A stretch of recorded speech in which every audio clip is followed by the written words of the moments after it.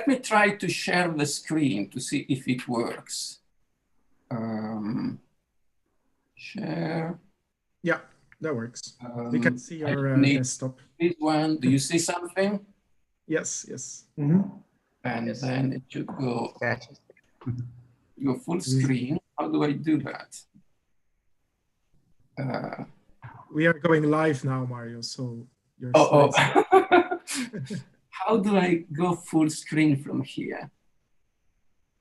Yeah, there you go. You can. Yeah, well, I might as well keep it. So this is what you see, right? This is what 1 billion persons are seeing. Yes. Good.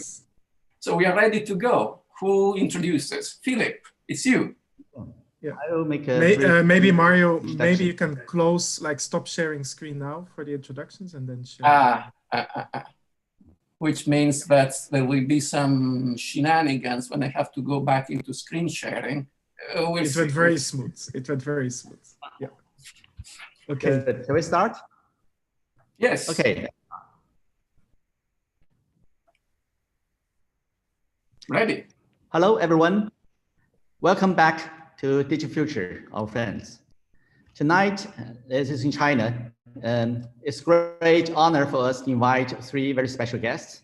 Carpo, as all of you know, who is a very important, significant theorist right now of digital in architecture.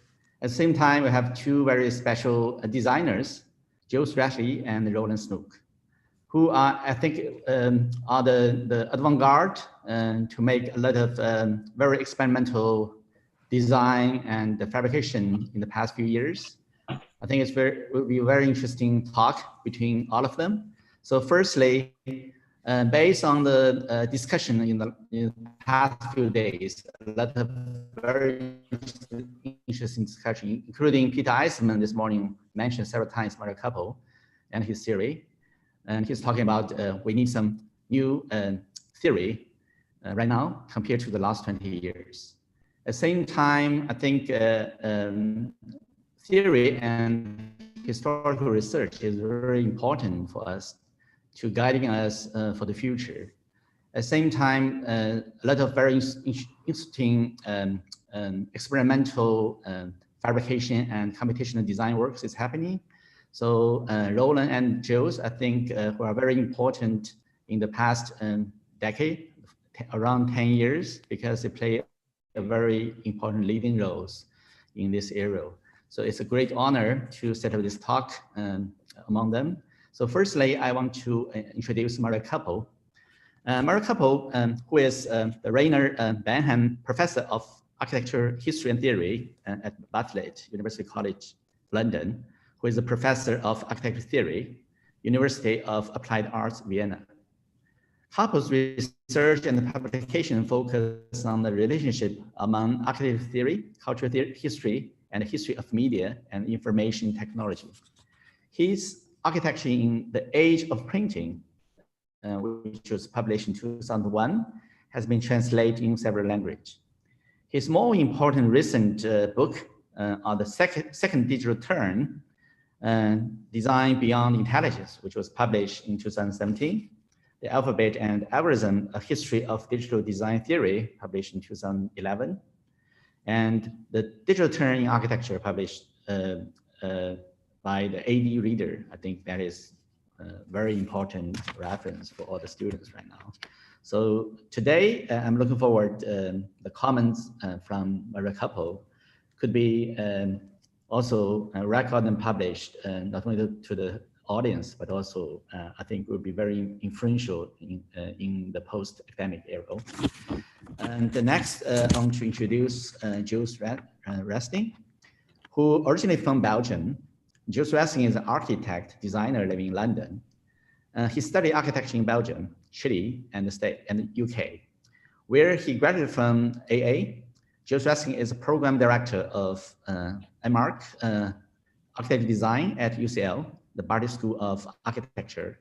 He's also co-founder of AUAR, automatic architecture design firm. And also he makes a lot of different kind of design tech consultancy based in London. His design work and critical discourse has been internationally recognized through awards, lectures, and exhibitions at major cultural institutions such as the Museum of Art and Design in New York, and the Royal Academy in London, and the Central Pompidou in Paris. I think also last year, Gilles bring his work to Shenzhen Biennale. That's very impressive. And next, I want to briefly introduce our old friend, Roland Snooks. He actually teaching Digital Future for several times and actually play lead roles in Digital Futures in the past few years. Roland Snooks is a social professor at RMIT University and the director of architecture practice studio, Roland Snooks. Roland's design research explores behavioral processes of formation that draw from the logic of swarm intelligence and multi-agent algorithms. Roland has taught widely in US, including Columbia University, University of Pennsylvania, SciArt, and the Pratt Institute. He received the PhD from RMIT and the Master in Advanced Architectural Design from Columbia University, where he studied on a Fulbright scholarship. Roland directs a research lab at RMIT right now that explores the architecture design implications on the computational design and additive manufacturing. His work has been exhibited worldwide and acquired for the permanent collections of institutes, including Central Pompidou and the FRAC. So I think tonight, Maria is talking about that they want to organize by 15 minutes presentation and lectures, and then followed by a roundtable discussion. So firstly, it's a great pleasure for us to invite Mario Carpo to kick off the talk. So Mario, thank you, Philip. Thank you for the introduction. Thank you for organizing all this. Can you see me? Can you hear me? Everything is right? Good. So 15 minutes just to put on the table some topics for discussion. That's the spirit of the game. And so I will start by recalling a couple of arguments, and I must apologize with Gilles because since we teach in the same school, he has already heard these stories many times. But we must assume that many of the listeners do not have the privilege of studying with us. And so I will repeat the story to the benefit of all the other ones. So there is a story I generally tell my students at the beginning of each class, undergraduate, master classes, right at the very start. I call it Introduction to Ways of Making. And to show what I'm talking about, I have to call up my slides, which require some little manipulation on the screen. Stay there. Hopefully it should work. Do you see my slide? Perfect, Mario. Good, good, good, good. So at the beginning of each class I teach, I always start with this very slide, which I've been using for many years, ways of making. And I posit that since the beginning of times, throughout the whole history of the world, there have only been 3 ways of making, as represented by this arrow. Hand making, mechanical machine making, and digital making. Craft, industrial making, and digital. And these 3 ways of making are different. What is specific to each? Hand making or craft, what we make by hand, is always different because that's the logic of the movement of the human body. We cannot repeat the same gesture identically more than once. So everything that we make by hand carries the sign of this inherent variability of the motions of the human body. Craft means variations. Mechanical machine making or industrial making is based on a mechanical matrix, a cast, a mold, a die, a stamp, which means that every copy is the same. And we can make as many as we want, and they are always identical copies. What is specific of the digital? phase 3 is that it is a machine, but a machine that does not use mechanical matrices. So what we make with digital machines can be different. Variations can be mass produced. That is specific of the digital. It is a machine, like the industrial machine, which produces variations just like craft. Example. This is an example of craft. It's French bread, baguette. They're all similar, they're all baguette, but they're all different because they are molded by hand, and so they carry the sign of the moving motions of the arm of the baker who molded them with the free movement of his hand. All similar, but all different. You will never find two identical baguettes. If you find two that are identical, tell me, I will give you a prize. This is baking in the age of industrial copies, mechanical reproduction, cookies or biscuits. They are all the same because they are made with a cast, a stamp, or a mold. They are serially reproduced, always the same. They have been all the same for 100 years. Oops, why does it not move?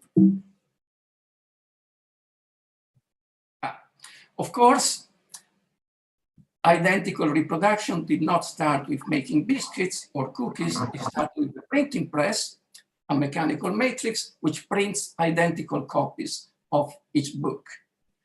And to this day, this is the logic of mechanical machine making, a big press that makes identical stamps.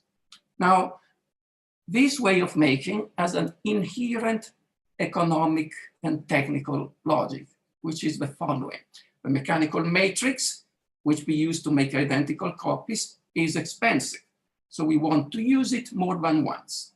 If you use it only once and it costs 100, each copy, the one copy we make, will cost at least 100.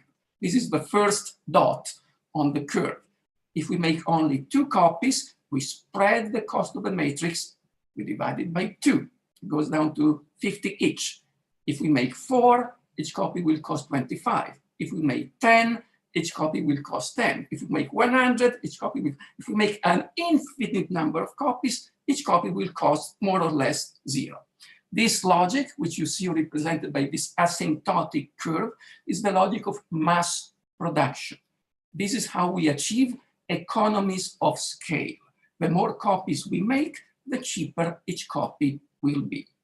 But if we adopt that logic and we build a facade, this is the way we would want to build it. Make identical bays or windows. The more identical windows you make, the cheaper each window will be. To the limit, if each building in the world has the same window, we'll have the cheapest possible window for the whole world. This is the technical logic of the industrial mechanical world. But digital making doesn't work that way, because in digital making, we do not have mechanical matrices. A CNC milling machine, it mills a panel. Each panel we mill is a one-off. You make one, then you make another, you make it identical, or you make it different. You will take the same time to make it. It will cost the same. This is even more clear if you consider 3D printing. Here you're 3D printing a statuette out of almost nothing, out of thin air. Then you make another, and then you make another. And you think that if you make more, each one will be cheaper. Wrong. It would be if you were using a mechanical mold, a cast, a matrix, but you're not. So even if you make 1 million, billion, trillion, gazillions identical statuettes, just like this one, each new one will always cost the same. Making more copies will not make any copy cheaper. There are no advantages in standardizing. Mass production does not generate any economies of scale because each item will always cost the same no matter how many you make. Example of digital making, robotic. We are all interested in robotic these days, Gilles in particular, but this is an example of industrial robotic of 50 years ago. This is stupid robotics. robotics we don't like, because these machines were designed and conceived to repeat the same gesture from sunrise to sunset, just like the industrial worker they were replacing in this assembly line. This is a robot which reproduces the technical logic of the mechanical world. These are the robots we like: intelligent robots, flexible, versatile robots, which can make all kinds of different motions at the same cost per motion. In this case, the bricks are all the same, but they could be all different, and they are evidently placed in different places, with a different motion for each brick. This is versatile robotics today, where the robot is driven by a computer. So it can make an infinite number of different motions at the same cost per motion. If we do bricklaying using one of these robots, a straight wall or a most fantastic, complicated, wacky, whimsical wall will always cost the same if the number of bricks is the same. The cost per brick laid will always be the same, no matter how the machine lays the brick. Now, all this has a name: digital mass customization, non-standard seriality, the mass production of variations at no extra cost. In the old system, the more copies you make, the cheaper each copy will be. In the new system, making more of the same will not make anything cheaper. Now, this is the original slide. And when I used to teach this class to my students until a few months ago, I had to say, artisanal or craft is the past. Industrial or mechanical machine making is the Industrial Revolution. It's the Anthropocene. It's the 20th century. And the digital is the future. We only just started, this is what is coming. Well, when I start my next class next fall, I will have to add a little footnote to this. Say, digital on the computational, the future. Well, look back at the last 3 or 4 months. The last 3 or 4 months, the digital and the computational has been our present. Think of what has happened during the pandemic. Craft, artisan making kept functioning. Farmers kept farming. The bakers kept baking.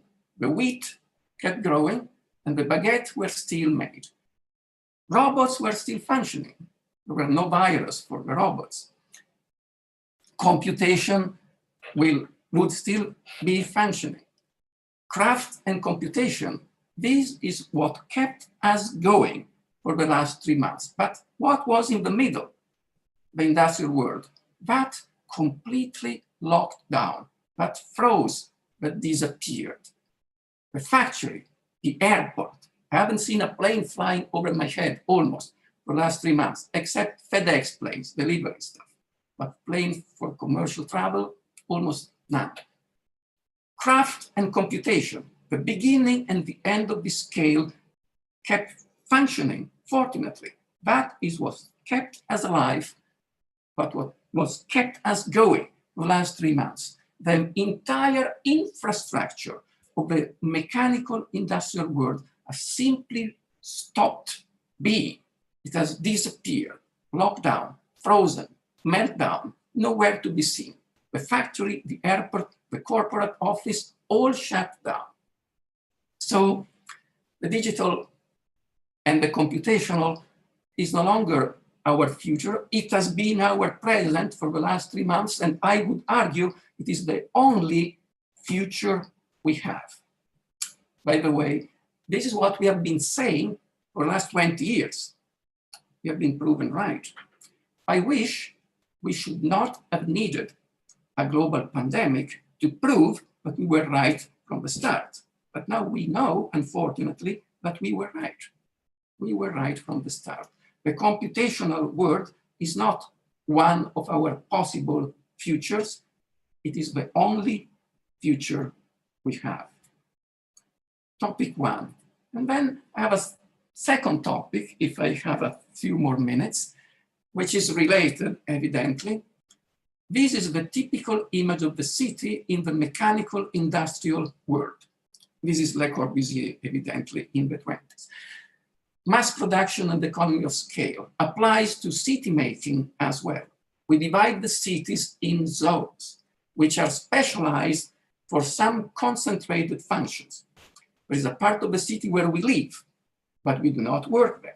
There's a part of the city where we work, but we do not live there. It's a part of the city where we go shopping, we go to the movies, entertainment, retail, but we do not live there, we do not work there. So permanent circulation, concentration, separation of function, transportation all the time by tube or metro or subway, because you live in one place, you work in another place, and you go to the movies or to the restaurants in still another place, always traveling. This is the technical logic of the industrial city. And it worked very well until in the 90s, the internet came. And then William Mitchell was the dean of the MIT at the time, published this book in 1995, Space, Place, and the Infobahn. The Infobahn is the internet. They didn't even yet have a name for the internet. They call it the Infobahn. And William Mitchell made a very simple statement. With the internet, we do not need to travel that much anymore because information may come to us instead of us having to travel to get it. So his argument was, in the morning, you don't have to go out to buy a newspaper. You can read it online. 1995, people didn't do it, but they started doing it. You don't need to go to the bank. You can check your account online. You don't need to go to the post office. Soon we'll have email. You don't have to go to the library. All books will be online. You don't have to go to work. You can work from home. And he invented this logo in 1995. At home was the past. At home, spelled that way, he claimed is the future. 1995, people said, come on, it's a nightmare. It's never going to happen. We don't like to stay home all day. We like to go out, meet people, drink a cup of coffee. Of course, that's true. Well, where have we been for the last 3 months? Not that we chose it, not that we liked it, but where have we been for the last 3 months? I know where I have been. I've been on Zoom for the last 3 months, just as we are on Zoom now. Now, Zoom is really a pain in the neck, and I mean it, literally. Pains everywhere, not only in the neck. But it works, It works so well for my job, which is teaching. But when at some point we go back to the old normal, we go back to school, to our building, I will probably want to keep teaching some of my classes on Zoom because I have evidence that it works better than a physical class.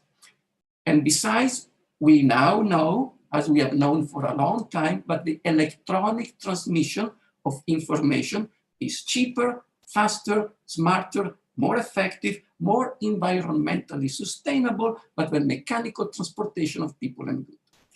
If I do that, if many other educators do the same, if many people who work in an office do the same, generalize this pattern, then ask yourself, make a list of building types we soon will not need anymore. The first target of my list is the college campus, the university building, designed to be empty 4 months a year.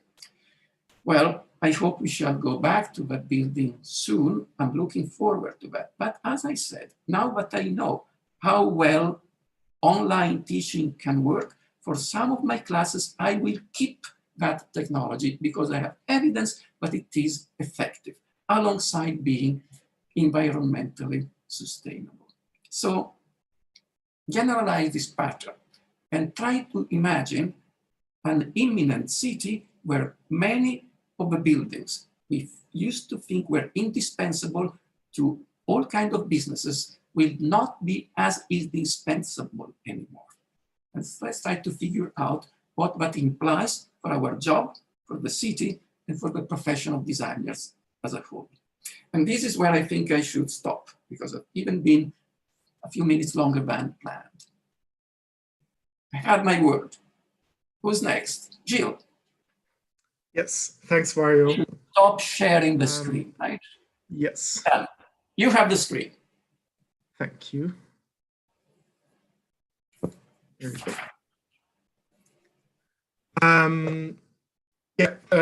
Thanks to everyone at DigitalFUTURES for putting this together. It's really kind of, I think, along the lines of Mario is saying, we are experiencing right now somehow a kind of online form of university, I think, which is incredible. Like with all the talks that we've been following almost continuously with people like Peter Eisenman and Antoine Picon, and it's really kind of an incredible moment in time that we can experience this. Now, the title of my talk is Automation and Architecture. And I think these are two really provocative topics. I think that in the way that we as architects discuss digital tools, things like robots and AI, we often fail to understand that these tools also have a political and a social dimension. We fail to question the power structures that are behind them and the way that they are reconfiguring the world. We are almost always kind of talking about them from a kind of self-referential perspective. And I think that was also, in a way, present in a lot of the talks in DigitalFUTURES, where there's very little kind of positioning on who is in charge of the means of production, who is, if we have a kind of a fully automated AI-driven world, who's actually in control of these AIs? And I think it's extremely important to ask those questions. And then the second topic is architecture. It's always good with architects to discuss architecture, and I hope we can also do that today. I thought that was fantastic, and Peter Eisenman, his talk yesterday, where he seamlessly went from issues of politics and automation to architecture. And I would also say that even with all of this AIs and robots and technologies of automation, we still need to shape this as architects. We still need to occupy a position there. AI will not occupy a position for us. We need to make that decision. AI is just a tool, robots are just a tool, and we can shape that as architects. And I think it's also important to understand that these two topics don't exclude each other. We are somehow kind of trained to be one type of architect who will talk about, social topics and who would be engaged with the world and super critical and therefore not design anything. And the kind of a kind of austere position towards design, and they then often even hate design. Whereas on the other hand, if you actually believe in design and you are actually working with form and material, you're supposedly never kind of able to critically and politically reflect on that. And I would argue that it's actually exactly the combination of these two topics that is highly relevant. It's a combination of design with politics, the combination of design with a kind of a theory and critique of economists. So we'll try to talk about these two topics before I run out of time. So I want to start off with this graph, which to show how important it is to talk about automation. I think this is probably one of the single most important graphs to understand what is currently happening in our world, from the increased polarization that we see in politics, the culture war between left and right, the Donald Trumps of this world, the Viktor Orbáns, but also Black Lives Matter protests and a series of other issues that are very present today. So what this graph shows is basically what the robots and the digital production, as Mario described it before, what they are resulting in. So they're resulting in an increased productivity. We are able to always produce more and more and more with less means, more efficiently. But at the same time, we are receiving less and less compensation for this. So this is called the compensation gap, which results in an increasing kind of distance between the Jeff Bezoses of this world and the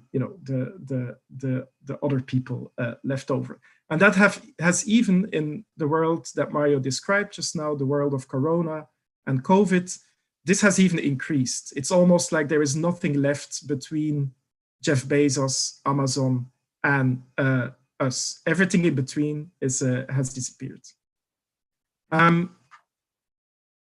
And then it's interesting to, as architects, when we look at digital production, we often kind of, we kind of fail to understand that the image that is on the screen right now, that is actually digital production. This is Amazon. Like this is the biggest kind of digitally driven company in the world. And that image often has very little to do with what we work with as architects. And at the same time, it's also a very aestheticized image. It's an image where we can't see the robot, weirdly enough, and there are no humans involved. But at the same time, these two aspects, I would argue that they are mirror images of each other. So when we're talking about the Amazon warehouse, there are these cute Kiva robots running around. But what we often forget is also that on the other side of these Kiva robots, there are the gig workers who essentially only still have a job because the motions that they make as human beings are too difficult to automate, and their labor is still cheap enough. So there is this kind of, you cannot really talk about automation only looking at the image of the left. You have to also consider the image on the right. And there is also a kind of, and I would agree with Antoine Picon on that, there's a kind of almost an experience also of how we inhabit that automated world. And then in that sense, Heike Geisler's book, Seasonal Associate, offers a kind of almost experiential point of view of what this kind of fully digital, dull, boring, and sad world of full automation at the Amazon warehouse looks like. And of course, like, how does this conversation now enter our discourse as architects? I think it's pretty direct. It's through the issue of housing. We can see in this graph the rising prices of houses, and this is valid for everyone who is watching us right now, whether you are in Peru, whether you're in Beijing, or whether you are in Europe. This graph concerns you. Although it mentions the UK, it is actually almost a universal graph.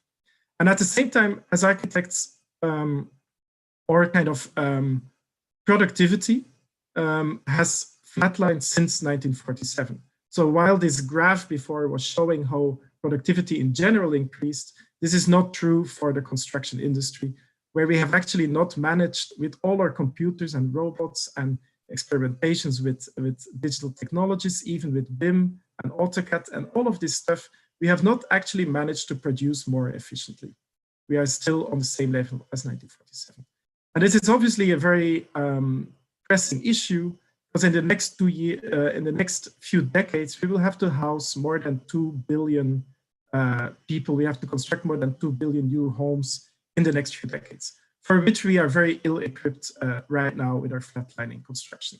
And funny enough, these kind of issues that I briefly highlighted right now, they're not really in the architectural discourse. When I talk with my good friends at many universities worldwide, whatever these robots are researching, they are not researching these questions. They are researching how to turn the skeleton of an insect into a building.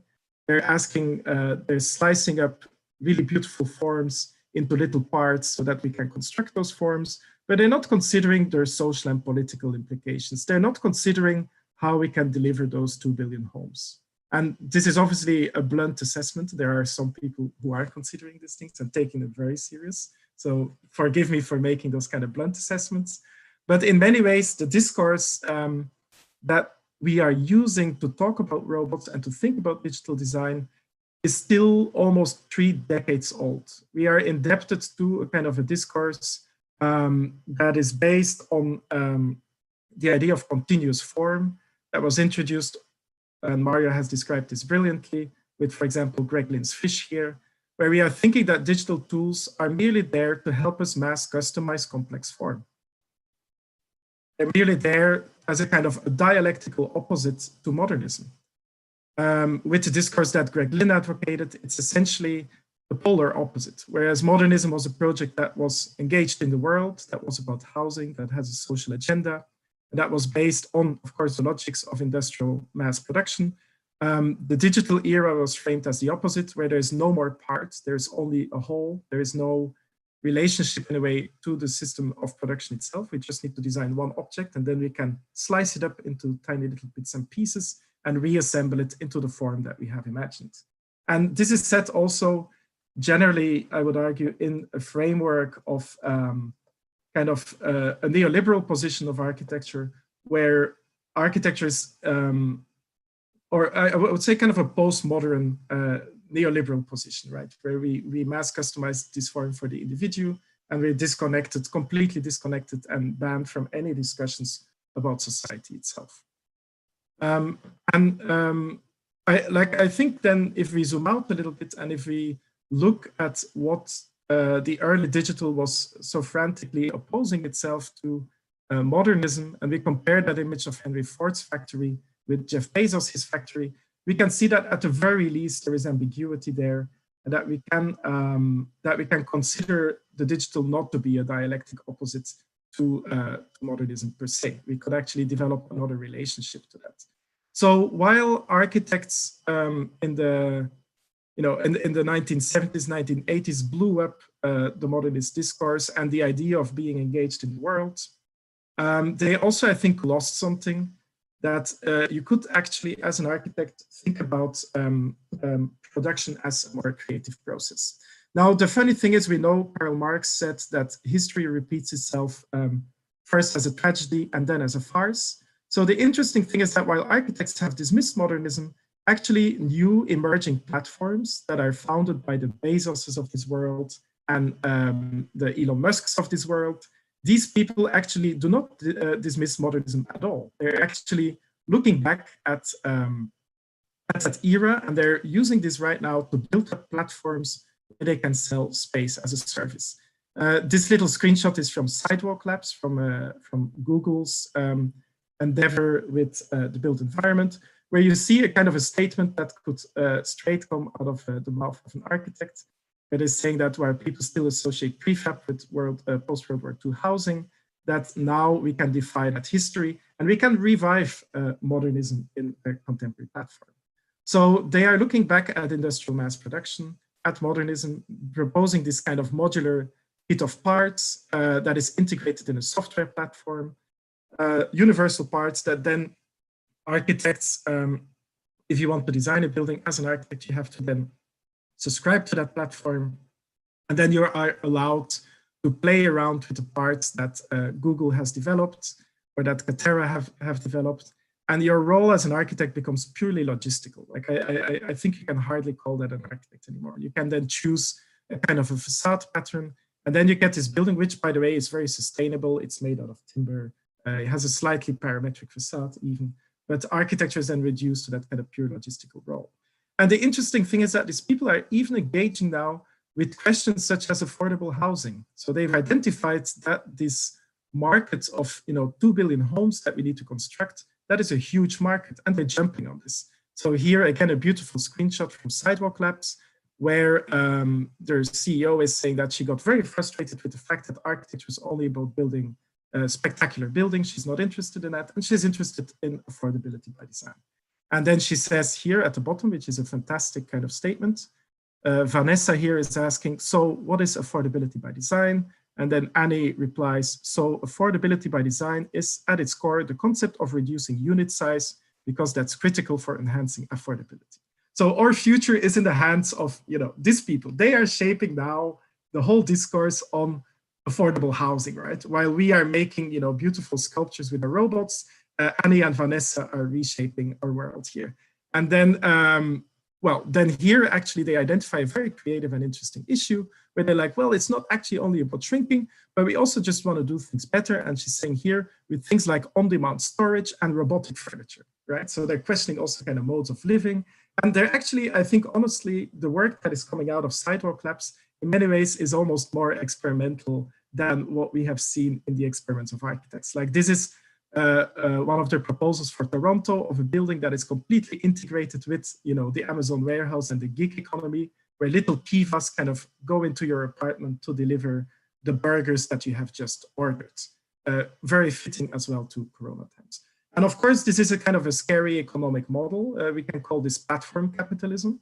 Platform capitalism is the way right now how the digital is finding an economic form. It's not democratic at all. It uses horizontal techniques, such as, on eBay, a lot of resellers, on Amazon, a lot of resellers, but you can only sell through the platform. The same with Uber, you have a lot of drivers. It's very horizontal and democratic, but ultimately it monopolizes everything into a single platform. And Nick Sarnicek has pointed that out. So this leads then to kind of our imminent future, where Google is building affordable housing that is based on the industrial logic from the 1950s and 60s, but made more sustainable, designed with BIM, and every time you go to the bathroom, it's probably logged on some kind of data sheet and sold to a manufacturer of toilet paper to then offer you toilet paper. So this is a house of the future, right? And that also means that the house, or the whole notion of housing, doesn't exist anymore. This is just a facility. This is space as a service. And the entire kind of idea of architecture as something that can talk about culture, or that can make habitation more than a kind of a mere logistical operation disappears with that. One of the only kind of efforts that architects have done that remotely competes with that is the Wiki House with Alistair Parvin. But that is no competition. Like the Wiki House, is proposing, and that's a very funny kind of historical, again, like this kind of first as a tragedy, then as a farce. So while the big capitalists of this world are essentially, doing a venture capital funded form of Soviet housing and looking back at 1950s socialist housing models, the actual kind of progressive left wing of architecture that tries to compete with this platform goes back to the suburban home. Right, so they're using a small CNC machine, and they're doing this kind of like little cute suburban homes. So that is no competition, and for the sidewalk labs of this world. And I think it's also on a creative level falling short compared to what the Googles are doing. So that entire kind of image of the deep relationship between the architect and the home, modes of inhabitation, that is completely kind of lost both in WikiHouse and Sidewalk Labs. Now, the interesting thing is, and the good news for architects is that these companies are actually not, well, in what Mario would say, the digital form of production. They're actually very much modeled on the kind of socialist housing factory with a lot of venture capital.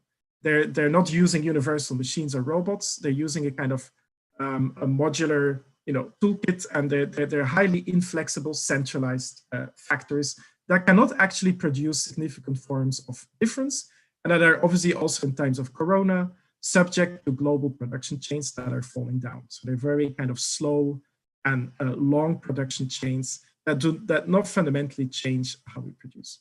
At the same time, there are very exciting things happening in robotics.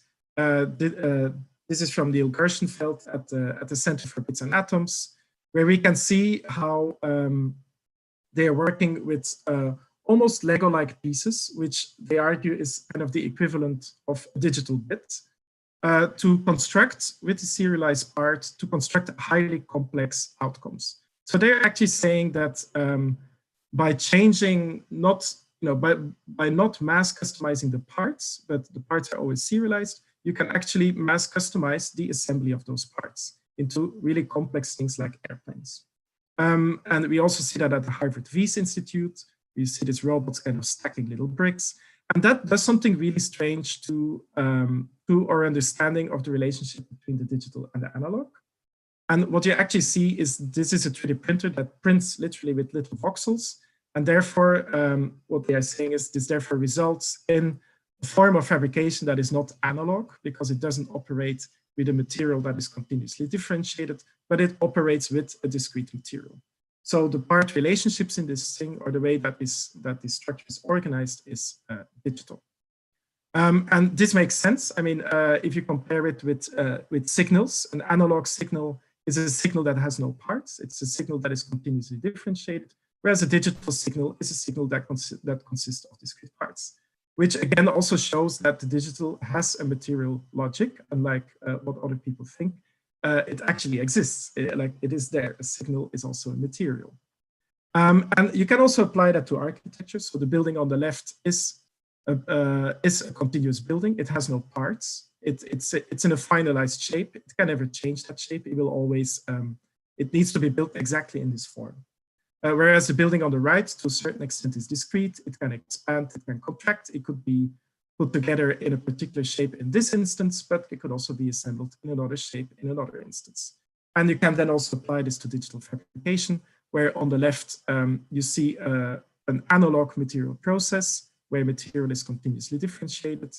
And on the right, you see from our students at the Bartlett, you see a digital fabrication process that consists of discrete parts. And this is the more banal comparison between the two, where you have if your parents gave you toothpaste to play with as a child, you would have been an analog architect engaged in a continuous material process. But if they gave you Legos, you would have been in a way a digital architect. So I'm running out of time, so I'll skip some of these other things. But essentially, what I think is interesting is that that also forms in a way an architectural question, right? That we can actually look at the syntax of how we construct buildings and make this argument that we have in a way never been modern, but also have never been digital. That we can actually finally look at this this syntax that is all over us, the kind of the modernist syntax that we see in the Domino House, that we can consider a digital version of the syntax that consists of repeating parts, which could be different in every instance, which could be mass customized, and move that into an entirely different world. So in short, you can also find this back in these two books, which you can order on the Evil platform of Amazon to read more about this. And I would also say that this is in a way a collective project. Like it's not a project that is done by only one person, but it's kind of an ongoing conversation over the past few years by a generation of people who are taking positions on automation and robotics. And I want to show like a few images of the work that we do with our students at the Bartlett, where we're basically producing this kind of fully automated systems of building architecture, where you see here, for example, distributed robots assembling one instance of a building system. We're beginning to speculate on that on housing, creating this kind of visions of a kind of a fully automated architecture that could compete with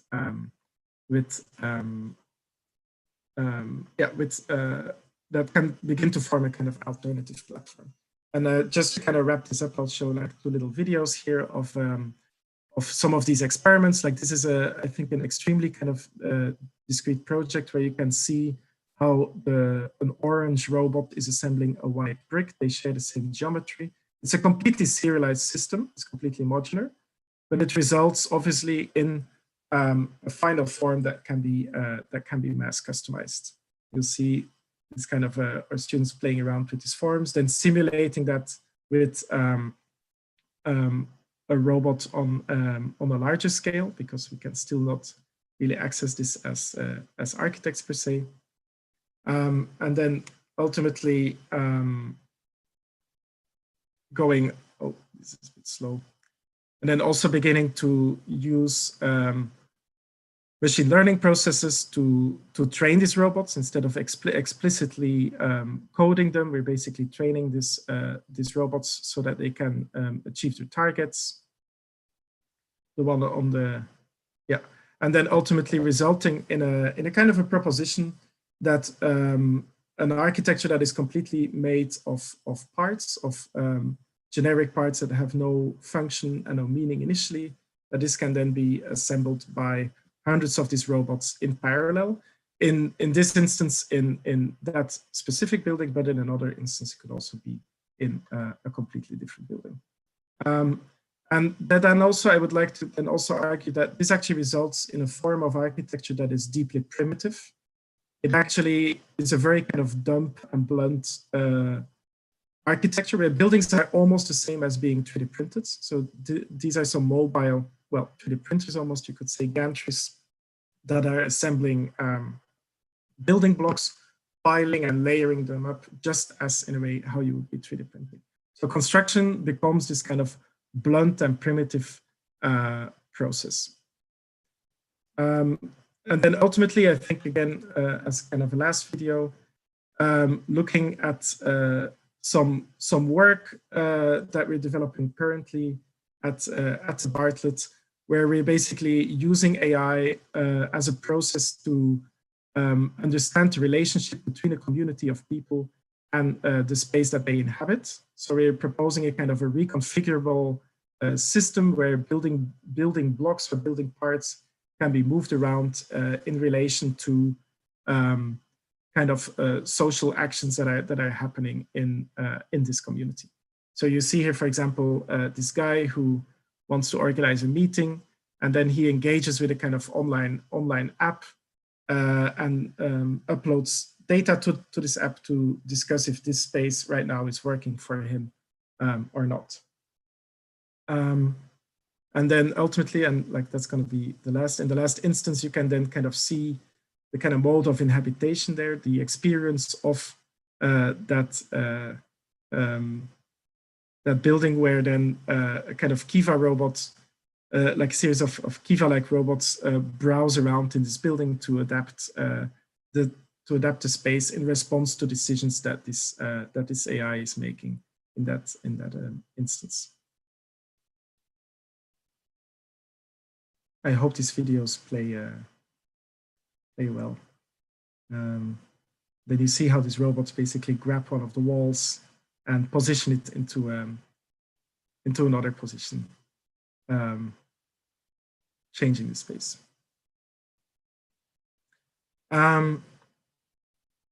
Cool. So I'm like wildly over time. So all of the other exciting stuff I will save for the discussion. So I'll hand over to Roland here.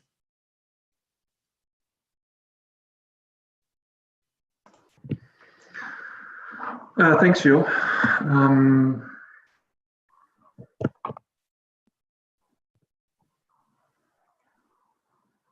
Let's share my screen.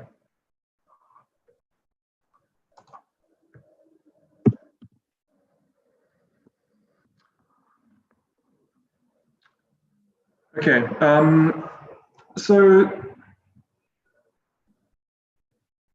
this evening I'll discuss the 4 primary trajectories of my research and describe how an architectural language and position has emerged out of the interaction of these. So these 4 trajectories are design process, form and aesthetics, automation and advanced manufacturing, and finally tectonics.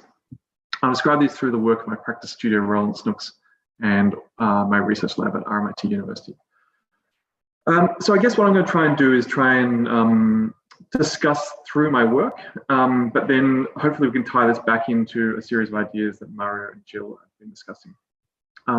In partly some of the issues that Mario raised around the pandemic, and while I'm somewhat skeptical that the pandemic will have significant lasting impacts on architecture, there are perhaps 2 implications of the coronavirus situation that are relevant to this work. And one is the pandemic has highlighted the need for flexible manufacturing. I mean, we see this in the way additive manufacturing has been used to print PPE and ventilated parts, etc. And secondly, the disruption of supply chains that Mario mentioned, emphasizing the importance of local manufacturing and distributed production rather than dependence on international logistics. So both of these are going to create a renewed focus on advanced manufacturing and in particular 3D printing, and perhaps establish the conditions to accelerate the adoption of these tools within architecture and building construction. But I guess what I'm going to really try and demonstrate is not so much these systems that Gilles was talking about, but what are their implications in design. So, so I'll start with process. Methodologically, my work explores the interaction of emergence and intention. And it's based on a generative process that I describe as behavioral formation. This is something which draws upon the logic of swarm intelligence and operates through multi-agent algorithms. And so this is really about the idea of the computational, individual computational entities and the interactions. And it's something that really draws on a lineage that can be traced back to, let's say, cellular automation of von Neumann, the universal constructor of John Fraser, perhaps the work of Carl Chu. He probably described these in terms of the monad. I think Gilles probably described it in terms of discrete computation. I discuss it in terms of agents. But whatever these things are, they're individual computational entities which interact with things around them and make decisions as to how they respond to each other. And through these interactions, there's some type of self-organization. And my interest in this is, how do you actually get design intention to self-organize? How can you load or encode intention into these agents, look at their interactions, and through that some sort of self-organized design intention emerges. In particular, I'm going to talk today about this, this diagram. This is where that individual computational entity has a body. I describe it as an agent body, and that can connect to adjacent bodies in various different ways. And in doing so, it can create continuous lines of structure and ornamental effects. These types of algorithms tend to create geometries which are neither surface or lattice or volume, but create some sort of hybrid geometry, some type of geometry which I describe as a sort of fibrous mass. It sits in between those. And this particular design, it's a project for the Pompidou Center that was printed in aluminium down to a scale of sort of 0.5 millimeter for each member. There's about sort of over 1 million of these members that generate different effects, and on its edges it's sort of frayed, it becomes a turbulent surface underneath its wings. It's read at a whole series of different scales and has different effects at different scales. Contributed to an exhibition curated by Frédéric Migarou, Côte de Le Monde. This project has a twin as well. This is a ceremonial mace, and this mace, while it deals with the kind of purity of the algorithmic process that is really evident in the Pompidou Center project, where it's actually held, it becomes something different. This is something which is directly designed and modeled. And so there's an interrelationship. And I think this image I find interesting because at this point, there is the sort of merging between what is more purely algorithmic and emergent and what is direct sort of top-down modeling. Where this becomes really interesting is in this kind of work, and this is a process that I describe as painterly formation. And this is constantly going back and forth between self-organizing algorithms and things which are gestural or painterly or direct operations. And by going back and forth continuously, some sort of hybrid emerges from that. And part of the reason for this is a kind of skepticism around the way algorithmic processes are used. Algorithms, I guess when I became interested in using algorithmic design, it was really because the algorithms were a form of speculation. It was a form of experimentation. Now, typically algorithms are used because there's an indexical relationship between the algorithm and the thing that it produces. So people use this as an act of selection rather than of speculation or experimentation. And this brings us to the question of form and aesthetics. So a lot of this work is really trying to undermine the indexical aesthetics or forms of any one of those. This slide is work from students, and with students at RMIT, we're trying to work on developing a sensibility around these sort of pre-architectural objects. And one thing that's very specific about them is they're trying to find a blurred condition, blurred part to whole condition, where they're neither readable as a series of an aggregation of discrete or separate parts, nor are they a part of a continuous whole. And so we're interested in this position which becomes blurry or ambiguous between the continuous and the discrete. Other formal characteristics in my work, I mean, I'm interested in the emergence of intricate networks, sort of linear symmetries in those, the complex networks and their silhouettes. There's also a series of other more direct formal characteristics that emerge in the work, and one of these is around these wing-like forms, which is really a concern for silhouette and edge rather than the continuity of surface. I guess this was a reaction to some of the things that Gilles is talking about in terms of the continuous project. Another recurring formal logic we're working through is mute forms, these sort of geometric forms, which are sometimes patterns, sometimes created from highly intricate surfaces. Sometimes those intricate surfaces carve out other spaces within the mute form to create, in this case, a sort of an intricate, intense spatial experience. But perhaps this is the one that I'm most interested in, and the reason for that is this is an attempt at a hybridization between many of those things. So on the one hand, it's the intricate network of the agent bodies. These begin to form these mute boulder-like forms, to have these wingtip edges, and begin to unravel in a more perhaps turbulent way on its interior. Okay, so if they're a set of formal interests or concerns, the fourth, I guess, research area is around automation, robots, and advanced manufacturing. And this is not really concern in the way that Gilles describes his concern for automation. This is not a concern for the implications of automation. It's based on the assumption that any contemporary architecture that's trying to make a claim to relevance must engage with automation, certainly within industrialized countries. What I'm interested in is what is the effect of that automation? like what can robots do that wouldn't be done in another way? What is its implications for architecture? What's its implications for the form, aesthetics, and tectonics of architecture? So within my research lab at RMIT, we've tried to work through a whole series of different ways of using robots and different material systems. And one of those early ones we were working on is fiber composites. And so we're looking at the way we could use subtractive processes as well as additive processes, and the way these might be then embedded within more traditional craft processes that we often see within the boat industry, such as fiber layout. We've also looked at composites in terms of moldless composites. So this is an attempt to try and make double curvature form without the use of a mold. And to do that, we've used flat sheet material that we've laser cut. And we've also attempted this in metals. So these become either glued or riveted together to start to find their own form, but from a very simple production technique. Or through the robotic bending of linear elements, in this case, metal rods. More recently, in the last 5 years, this work is focused on additive manufacturing at a large scale. And so this is looking at, I guess, how you get these additive manufacturing into commercial building projects. So obviously, there's a lot of experimentation that's happening with 3D printing on a small scale. As soon as you try and scale that up to something which can be used within a building, it has a whole series of other problems, and they're the kind of interesting things and the difficult things to solve. So in this relatively small project, it's a meeting room. The skin of this project was developed through an algorithm in which every agent within every vertice on a mesh is an agent, and through the interactions, they develop these corrugated or creased forms. So the project's fabricated from 10 large 3D printed panels.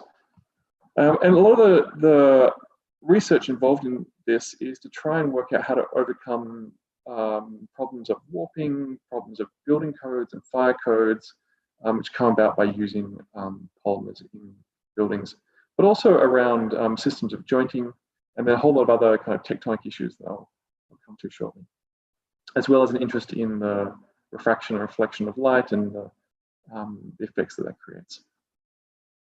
More recently, a couple of months ago, we completed a project.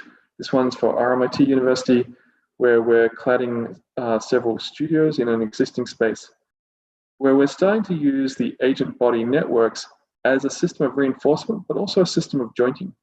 Soon as you're starting to deal with panels that are printed or produced in a very different way, in this case through 3D printing, it then radically changes a whole lot of detailing in terms of connections and fixings and the way this relates to more normative elements of architecture. And the last process I'll talk about briefly is large-scale metal printing. So in a very kind of similar way that we've been printing in polymers, we're now looking at printing in metals. This is a project we finished this week. It's a collaboration, and this is printing in a process called WAM, wire arc additive manufacturing. So it operates at a very similar scale to the polymer printing that I was showing, but of course there's a whole series of other qualities and characteristics and benefits being printed in metal.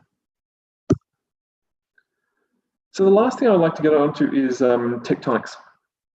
And in many ways, this is really where all of these other issues of generative process, of form and aesthetics, and automation and robotics come together and battle it out for what is sort of the substance of architecture, I suppose. And my primary concern in tectonics is about the compression of surface, structure, and ornament into one irreducible whole. And this is something that we've worked on with composites, where the inlay in the composites becomes the structural member, but it has a certain excess that enables to operate expressively or perhaps even ornamentally. But most of that work recently has been around 3D printing, and it's been a sort of flip in logic. So instead of trying to build these fine networks and then skin them in some way, we've been printing the skins and then trying to cast structural material back into these. And so in these examples, we're casting fiber reinforced concrete back into this fine network of conduits. And in doing so, we're making a sort of an intricate network of structural elements that exist within a skin.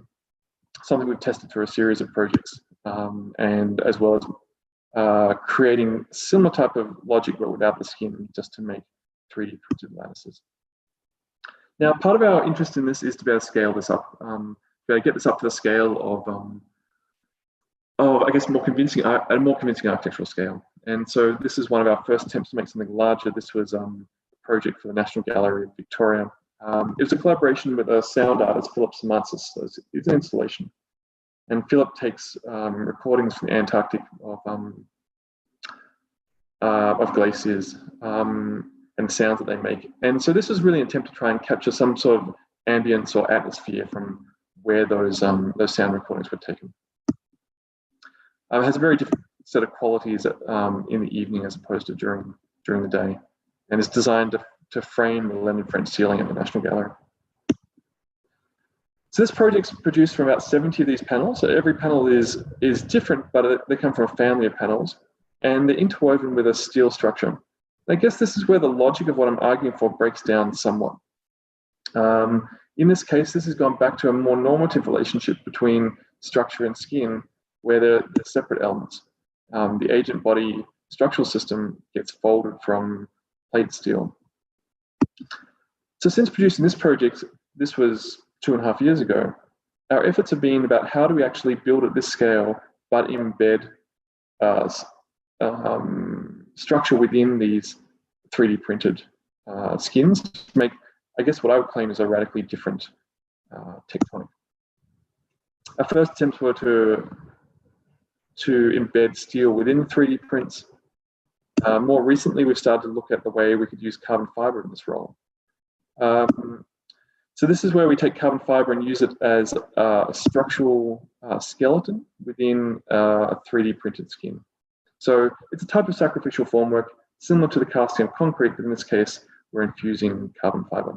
And so this is a small project that we developed for the Shenzhen Biennale that was exhibited in December, which brings those things together. And so it has a series of layers, and in the central layer, carbon fiber is infused into it. And so it has a situation where there's a relationship, but not a one-to-one relationship between skin and structure. One moves in and out of focus, I guess, within the other. This doesn't have a one-to-one relationship either between the computational element, the body, and the part that is made. So you can see this is a dry fit of several of the pieces coming together. It's made from about 13 pieces. And so there's a slight divorce between the two. And I think this is kind of an interesting thing that perhaps we might pick up on in the conversation, Gilles. What is the necessity for have the computational element have a one-to-one relationship to its constructional element? And is this of any importance? But I'll end on this. I'm out of time. I'll end on this project. I guess in many ways, this project does a lot of what we're attempting to do in terms of bringing together our interests in form, aesthetics, automation and robotics, and the way that fuses together to form a new type of tectonic, I suppose. So by taking on this sort of rapid cross-section through my work, I was hoping to demonstrate the interrelationship between 4 research trajectories, and importantly, how these influence each other. So this interaction has developed through a sequence of projects from which a tectonic logic and architectural language has emerged. So look, I'll end it there, and perhaps we should jump into this discussion.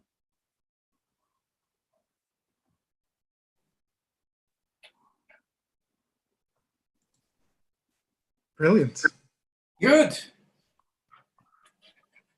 What happens now? I think Philip has some questions, no? Philip, do you want to start? Or? Okay, great 3 lectures, fantastic. I think it's totally from the theoretical, holistic thinking on the social process from Carpo, because he mentioned the 3 main processes in the social manufacture process, including the handmade manufacture, and including the machine-made process, and also the digital-made. I think the 3-stage in the history, but right now it's quite kind of a mixed culture because we have all these kind of three manufacture actually in the whole social process. I think this is the maybe the main topic we want to set up like a common ground to make discussion based on that.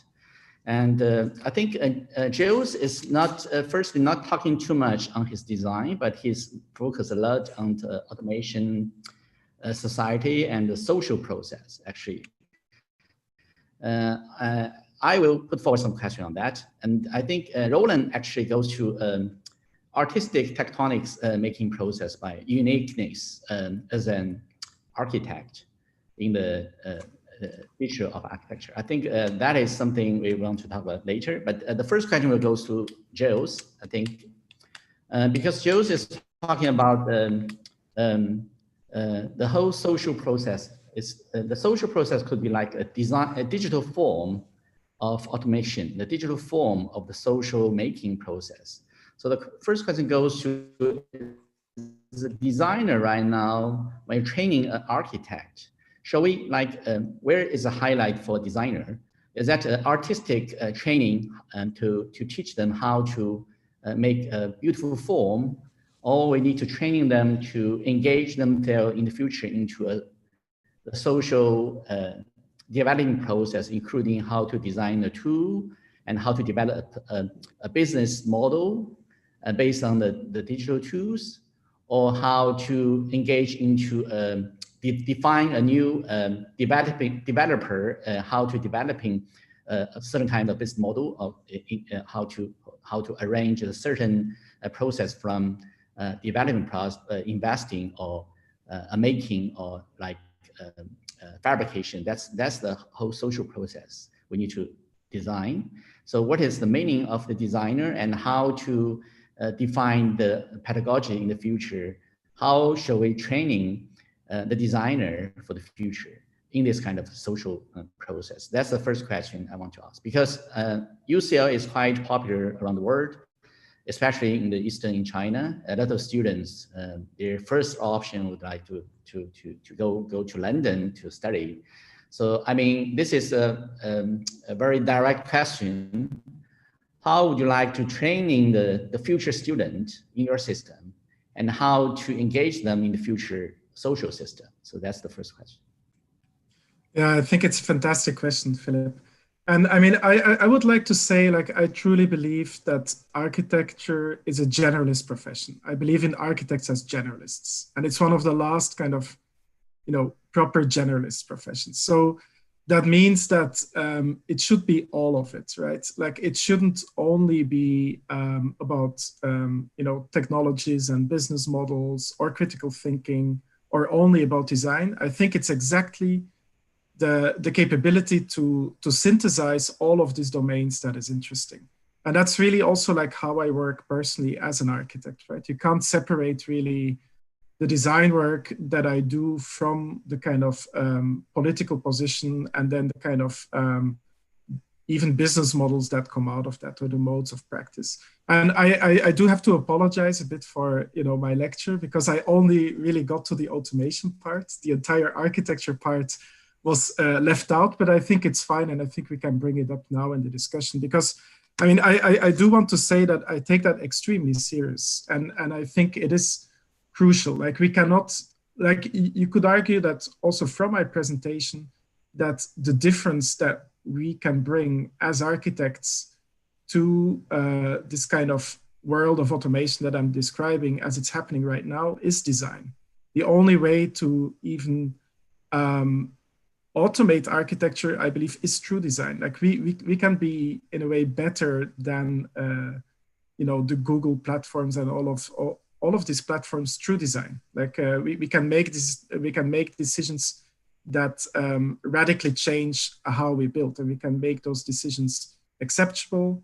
And through having those conversations, I think we then ultimately create a culture. If we would only be concerned with business models and issues of efficiency and pure automation, we would not be producing culture. And I think it's absolutely crucial that we talk about things like beauty and form and our positions there towards design, that we were able to articulate those, because that is really kind of what we contribute to those systems. So in that sense, I have to apologize for my talk because I left those kind of out, you know, like the second part of the presentation about like the architectural qualities of these things, such as, you know, the one behind me on the screen, right? Which has, I think, a lot of, you know, properties that, I mean, I would love to discuss with Roland in a bit as well. But yeah, so architects, I think when they come to UCL, I think the idea is that we educate them as generalists, that they're able to understand the complexity of automation of the social processes. They're able to talk about inhabitation, to imagine new forms of inhabitation, to speculate on business models, and all along also to engage with design. Like that's absolutely the ambition, generalists.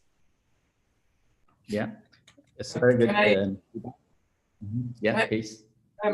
In a sense, the answer to your question is offered by a merger of the two presentations by Roland, Gilles, because I don't know if that was deliberate, but it turned out that we had the presentation of two different but complementary approaches, because Gilles insisted in his presentation on the technical logic and the social and economic logic of the way of producing.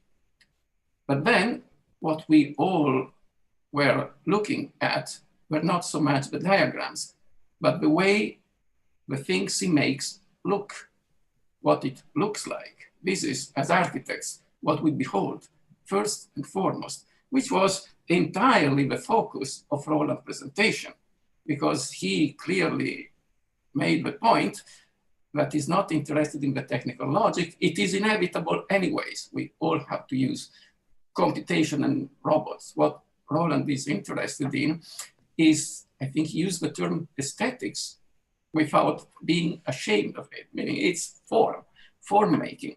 So in a sense, the answer to Philip's question would be a merger of Gilles' presentation and of Roland's presentation. But then this brings up, because it is true, the two presentations are complementary, but then if we look as critics, as historians, to the way the things they make look, they do look different. And the difference in the form we behold is probably the reflection of the different ideologies which they are bringing to their own design. Why is it that most of the stuff that Gilles makes look chunky? And most of the stuff that Roland has shown looks curvy, with a few exceptions, because there was something a bit angular and a bit chunky at some point, but not more than 15% of what Roland has shown. So it's the permanent, you know, opposition in digital design for the last 30 years between the curvilinear and the angular, between the smooth and the rough. And for the last few years, we call it the opposition between the continuous and the discrete, which refers not to the aesthetics, but to the technical logic. But there is the technology, but there is also the problem, which is always embedded in architectural design. The forms we make have a meaning which is specifically related to the way they look.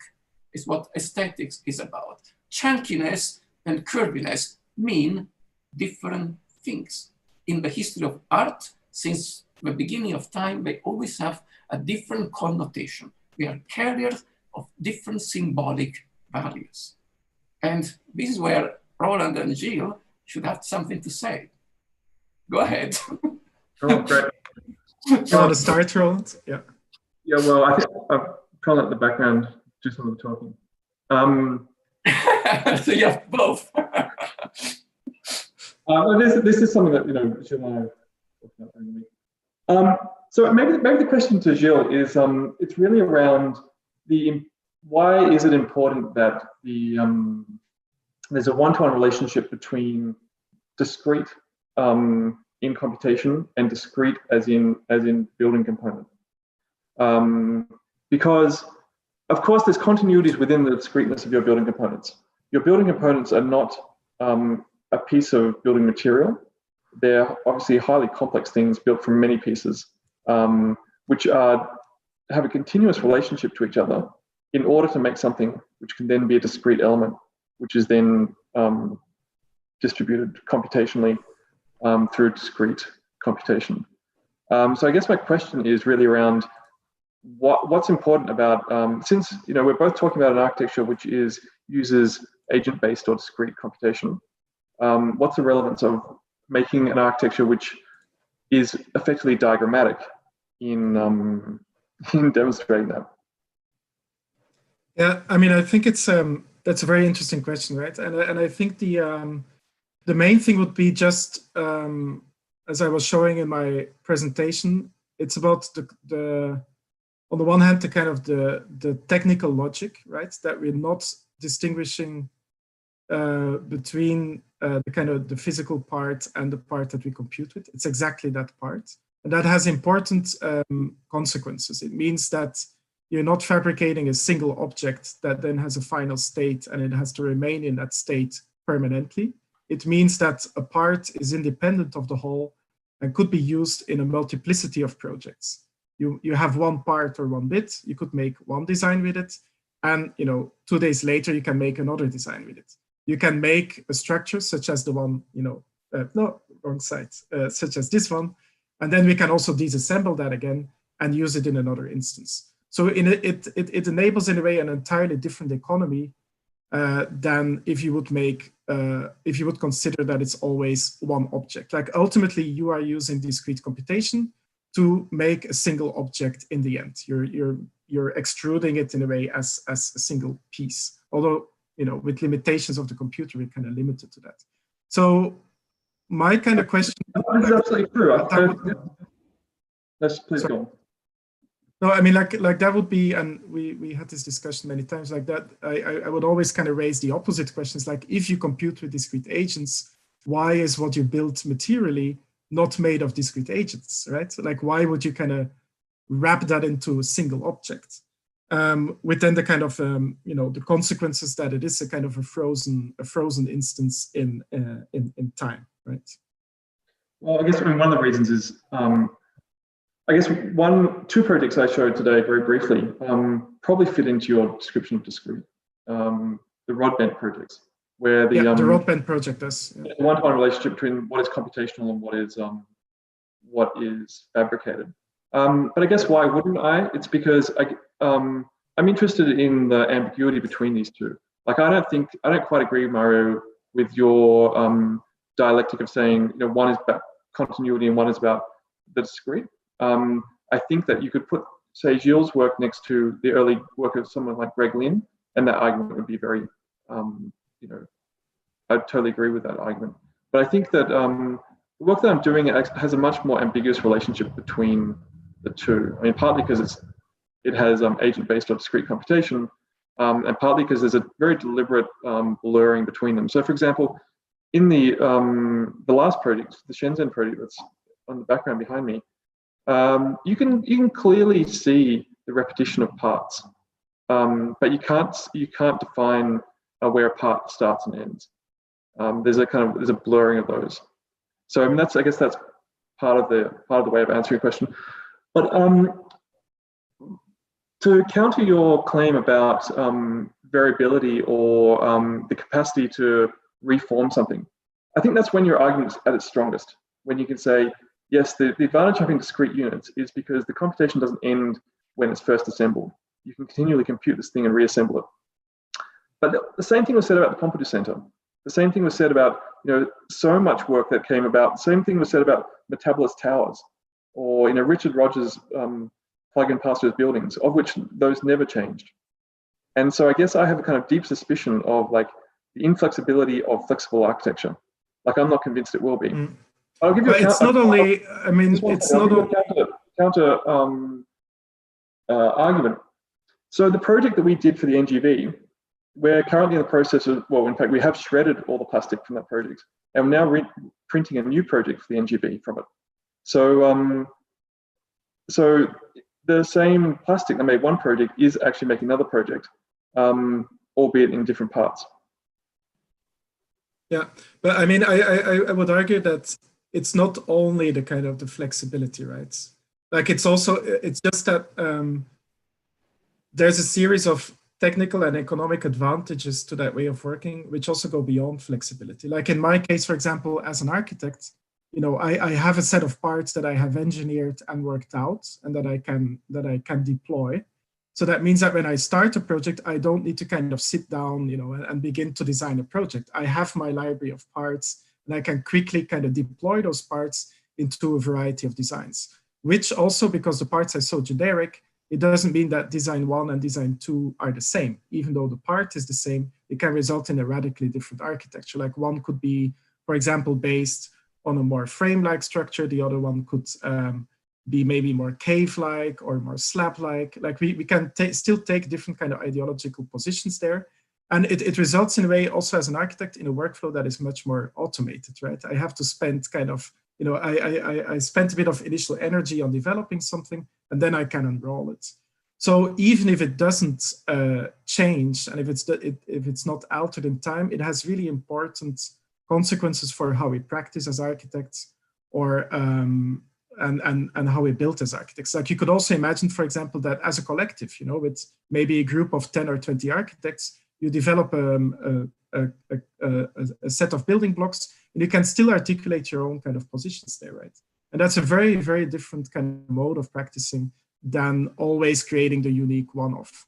And I would kind of say, like, for me, that's where, in a way, the kind of the politics come in between, your project and my project. So I think on the one hand, our projects are actually very similar, and we were speaking about it, like on the left and on the right, which is also no coincidence because, I was educated also by Roland's business partner, Rob Stewart-Smith, and worked for a while with Roland.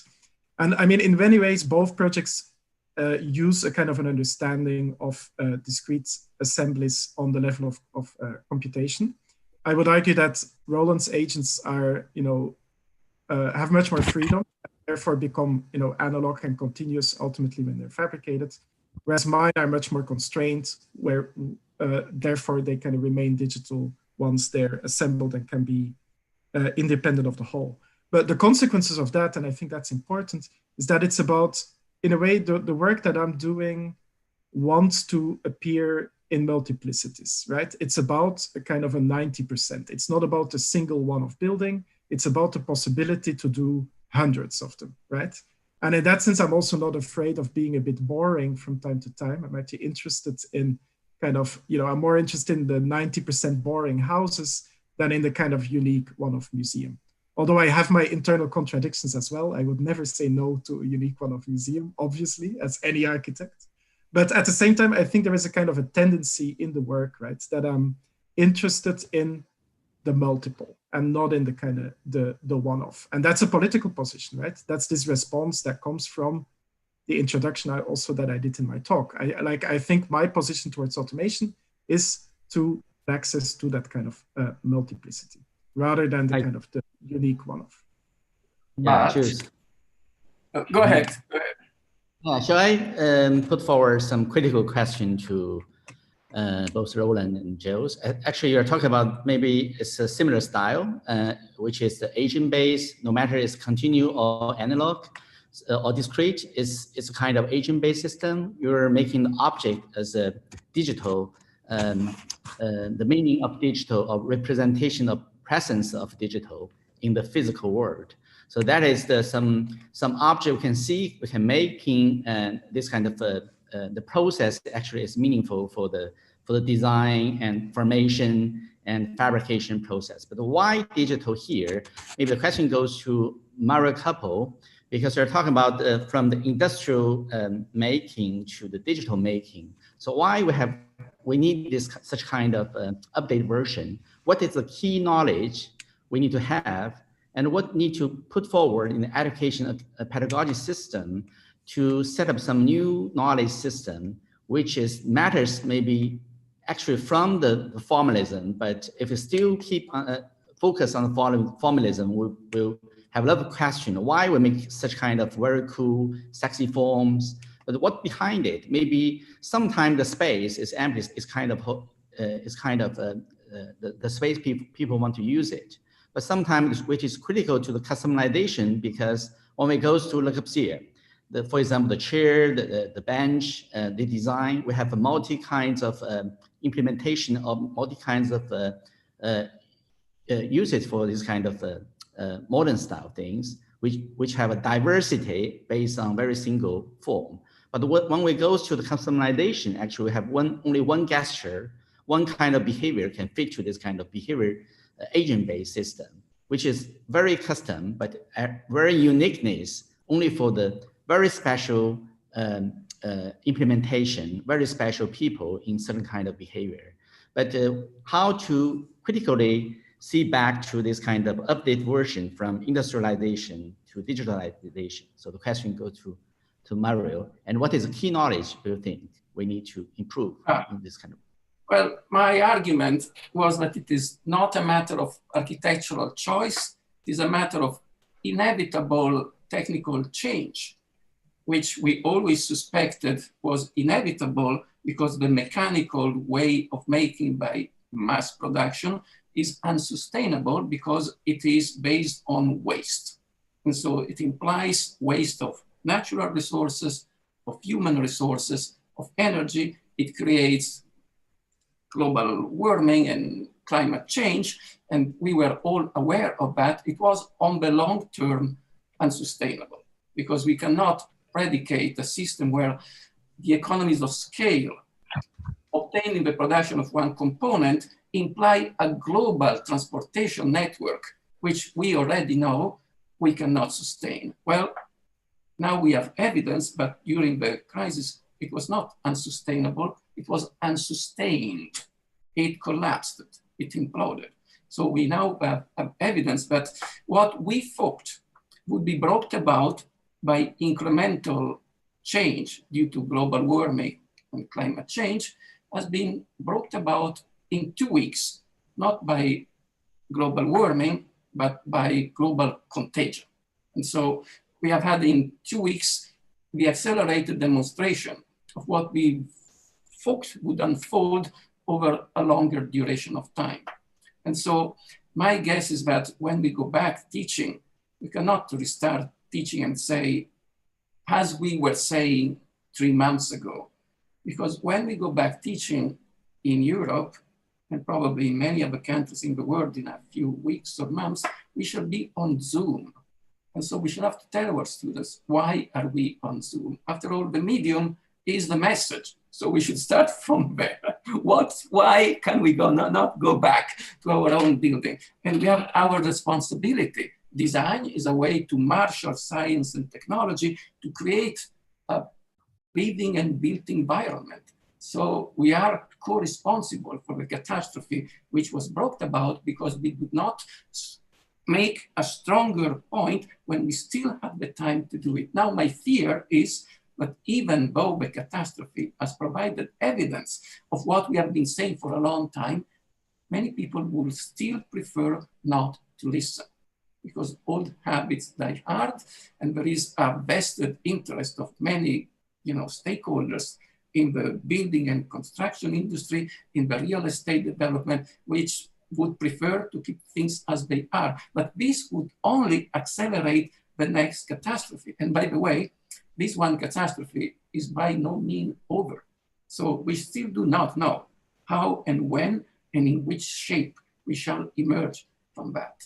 So my guess is that we should come to terms with what is happening, because to some extent we made it happen. Even those, and all of us here today around this virtual table, we are all have been screaming and shouting for years, but it couldn't go on like that because the mechanical, industrial, anthropocenic way of making was unsustainable. Now we can say, we always said it. Didn't you see?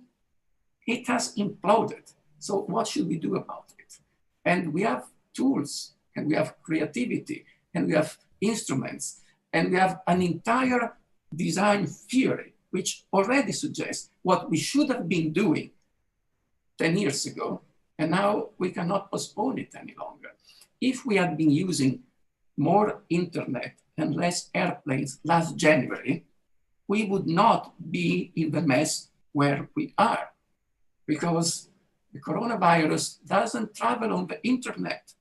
It is a good old industrial virus. It travels by tube, by train, by plane, and by bus.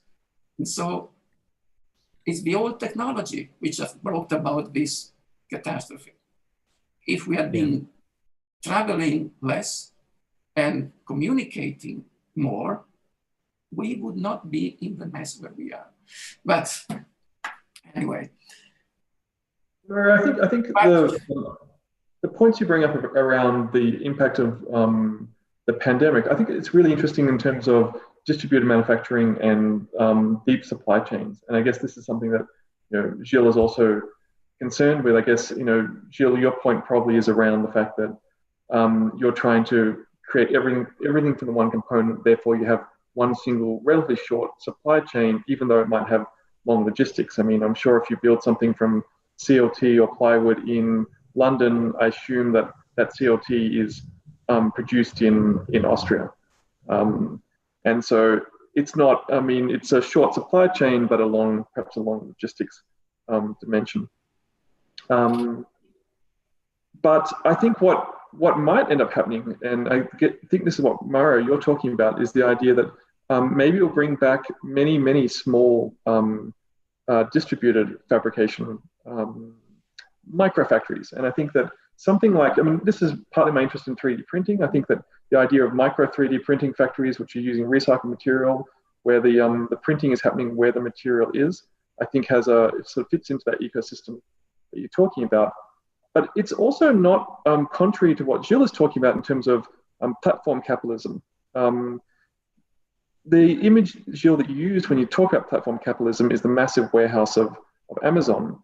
But Uber is, of course, another platform, and that actually promotes diversity rather than homogeneity. So it's doing the opposite. It's doing something where every car is somehow kind of different, as opposed to every taxi that's somehow kind of the same. And this is happening already in building construction, like companies like Xometry, which are doing this sort of on-demand distributed fabrication of CNC parts, for example.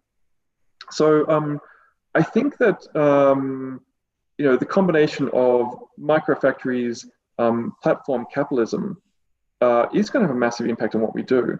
But I'm not sure I necessarily agree that it's going to lead to homogeneity, which is what Gilles is arguing for. I actually think it's going to lead to diversity, and it's going to lead to a whole lot of highly differentiated things. Even though there might be a monopoly at the platform level, there's going to be something very different happening at the level of designer and microfabricator. Yeah, I mean, I would. Go ahead, Gilles. I was going to say, like, I share that position, right? Like, I think there are multiple ways how we can implement a kind of more distributed construction industry. So it could happen through 3D printing with local materials and microfactories. Could also happen with discrete assemblies and microfactories as well. Like I think we kind of share that position. And I think you raise a very interesting question, right? Like I think that kind of discussion about platforms is important, and we haven't really kind of managed to speculate enough, I think, on the different scenarios. So you could say indeed, like, okay, let's imagine a network of little microfactories that are managed by a kind of a global, design consortium that owns all of these microfactories, right? Then the question is like, yes, does that generate homogeneity or heterogeneity or difference? And that's again like a question about what kind of politics are underlying that platform, right? If that platform is somehow, believes in kind of the added value that design and difference can bring, it would probably work if they would actively encourage that. And then you can think about something like Netflix. Netflix has a lot of crap on it, but it actually also has a lot of good movies on it. And to a certain degree, it's kind of, it produces its own movies, and it does it in different languages, in different countries, with different directors and different styles. So you could make that argument, right, that there could be a platform that would support that. But at the same time, I mean, there are obviously also many signs that point in the opposite direction, right? If you look at how these platforms are shaping currently, well, I mean, first of all, they're not shaping with microfactories, which is good for now. But if you look at how they're shaping up currently, it's not that they are per se very interested in the added value design per se. Like design for them is a kind of a form of marketing. It's to create a kind of a kind of happy, easily digested product that can be cheaply produced, and it definitely doesn't kind of have for the moment, it doesn't seem inclined to kind of support that. And that's not to complain about this, right? I mean, I also think as architects, we need to communicate that that difference has an added value, and that this kind of multiplicity of architectural positions is important, and that we desire that. Like, we need to create that kind of imagination that also these companies understand that this is important. But I would be interested in asking questions of, like, if we're talking about these distributed microfactories, like, who's starting them, right? And how could you potentially compete with such a big global platform? Like, let's say if Katera or Google decides to start, a microfactory platform, they can pull it off, right? But what would be the alternative kind of ways that such a platform could happen? And that's always the question, right? Like, that's the question that Nick Cernicek also in Platform Capitalism points out. Like, who would be able to initiate a platform that can compete? Well, it's not monopolized. The normal question is, don't ask what computers do, ask who owns them, which is a good old, Marxist way of looking at the distribution of property. Yes. But from these two facets, demands to be tackled from different positions. The distribution of ownership, which is basically about the extraction of plus value, which is what Karl Marx described in 1848 and still applies 100%. This is not something we can solve with design tools. It's something we can solve with activist tools or with normal political and democratic tools. That concerns choices that societies make with a normal or sometimes extraordinary means whereby history can accelerate or slow down. There are votes, there are revolutions occasionally. This is how history has managed the distribution of ownership and the extraction of plus value. Our duty as designers is to try to make the best of what we can do with the tool of our trade. No matter which revolution will happen tomorrow, we may even participate in it. But then when we go back home, we still have to work as designers. And so the design issue would still apply no matter who owns the Fab Lab at the corner of the street. Personally, when I vote as a citizen, I prefer to have the Fab Lab now owned not by a big capitalist, because that's, that's the choice when I vote. But the Fab Lab will have a similar technical logic no matter who extracts the plus value that it generates. The equivalent of the Fab Lab in the 20th century was the assembly line.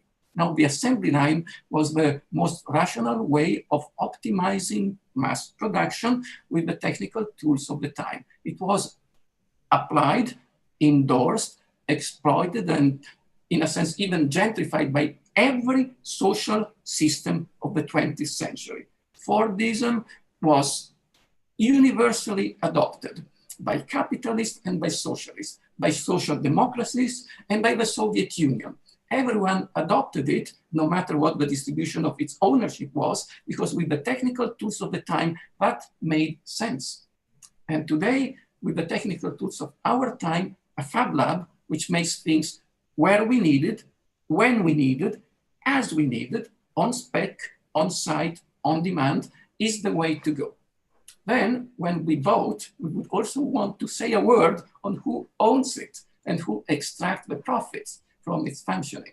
But as designers, we would still not want to do our work insofar as possible. That's Mario, I completely agree with what you just said, right? And it's also actually in the end of Platform Capitalism of Nick Cernicek's book, there's a tiny little chapter which is about the future, right? So he whole analysis of economic platforms, and then in the very end he says, like, well, you can't really, compete in a naive way with these platforms. They're hyper efficient. They integrate the horizontal and the vertical. And he's saying the only way to ultimately compete with them is through politics. Like he completely, he makes the argument that you're just making. He's just saying, well, let's, at some point there will be something that, results in nationalized. It may be the only way. At some point it may be the only solution.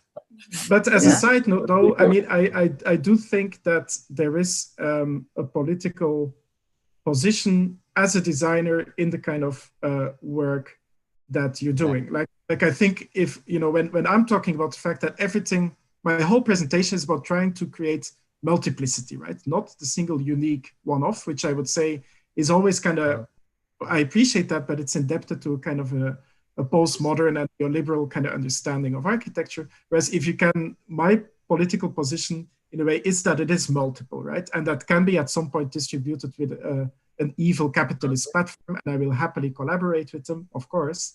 But the hope is that that would be, working with another kind of platform. So I do think there is a political position embedded in your design position as well.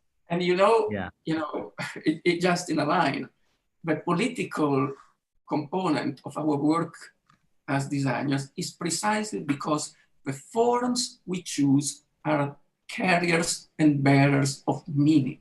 This is how we speak as designers. Meaning, can I put forward a question to the critical about the form making as a designer? Maybe that's probably the question I put forward in the last question to Mariel. So actually, what is the key knowledge and making process? Is that still the form in architecture, or maybe the key knowledge goes to the new authorship of designers? Maybe that is including not only the form and the form system you put forward, like this kind of agent-based is kind of formalism, but still I would rather to say that some ownership or authorship goes to the machine itself and the toolbox, including the software, including the hardware, including this kind of the making process is part of design. So actually, what is the key knowledge? If you want to integrate a new community in the new knowledge system, new platform, what is the rules for that? What is game rules? And what is the main knowledge which is can blocking the capital or the other game players coming into this system? So that is the key things. Maybe we need to make some discussion for the pedagogy, maybe in the future in the university system. And probably right now, I think the Zoom, this kind of online teaching innovation is coming. I think it's kind of a new sharing culture, because it's like in the GitHub, you can see this kind of software actually, which is based on the sharing process, because everyone is sharing what you develop and the other can standing on your shoulder and make even more progress. But at the same time, I think the ownership could be the new creative, innovative process for the developer, for the designer. So the designer in the future maybe integrate this kind of both the developer of the certain kind of software and hardware, and also if you should have a certain kind of design thinking to make the innovation, making even more progress in the Anthropocene of the critically goes to some more active we can give to the social process. So at this time, I think some common ground for the architects we need to talking about. What is a common ground in this kind of new knowledge developing process? Can we standing on each other's shoulder and push it to the even more boundary and even more possibility and even more support from each other to make more promotion for this kind of new social making process could be more spreading, influential in the social process. So that is not just design object, I think, which is including design the tools, including design the new core knowledge of our discipline. So that is something I want to put forward to ask maybe Neil, Gilles, would you like to say something on that? What is the key knowledge? Well, I think I would probably, and I think Roland is on the same page. I would really like to somehow say that imagination in that entire process is extremely important. I would really like to kind of also make a point for authorship, actually. I don't buy into the kind of death of the architect discussions. I truly believe that the one single thing that we can contribute as architects is that authorship and is this imagination, and is showing, in a way, engaging people to understand that automation requires a position, that we can shape that process, that we can give that meaning, that we can give that cultural value through, or that's our core contribution as architects. So I would kind of like to say that that's the message also where we collaborate, right? Like what we're doing right here is we are creating a conversation, we're creating a cultural discourse by engaging with each other's work, with each other's theories, with each other's historical insights. And that is what we contribute, right? Like that is our core kind of activity, and I think that is super important to give that message to all students. I think this is a super important comment, Gilles. And I really appreciate hearing from you, because I think sometimes when you present your work, you almost present it as a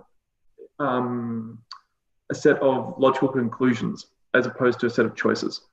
And I think that I've heard, Mario, you describe this work as, is it digital brutalism or computational brutalism? Like that, yeah. I find it really interesting that you describe it this way, because what you're basically saying is, it's not like modernity and concrete had to turn out a certain way. It was based on a series of decisions which were creative decisions about form and about aesthetics. Absolutely. And this is also what Gilles is doing. I agree.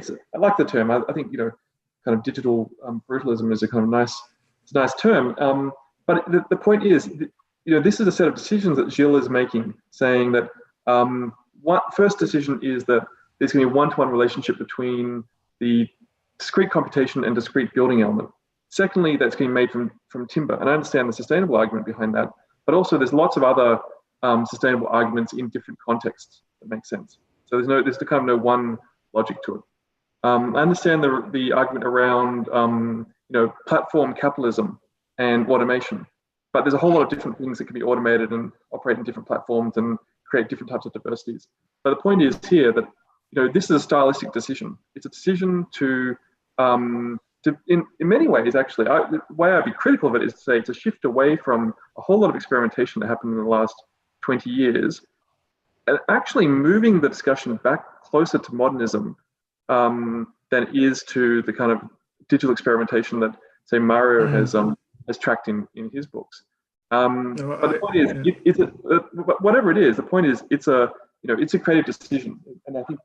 Absolutely. I mean, it's a position. Absolutely, it is a position, and there are multiple possible positions. And but we all agree on one topic, which, as Roland said at the start, we all agree that we must use robotic and computation. It's inevitable anyway. Just like 100 years ago, we had to learn to calculate reinforced concrete. Today, we have to learn to script, or to use script, to use computation and robotics at their best. But the inevitability of the adoption of these tools does not translate in an inevitability of architectural language.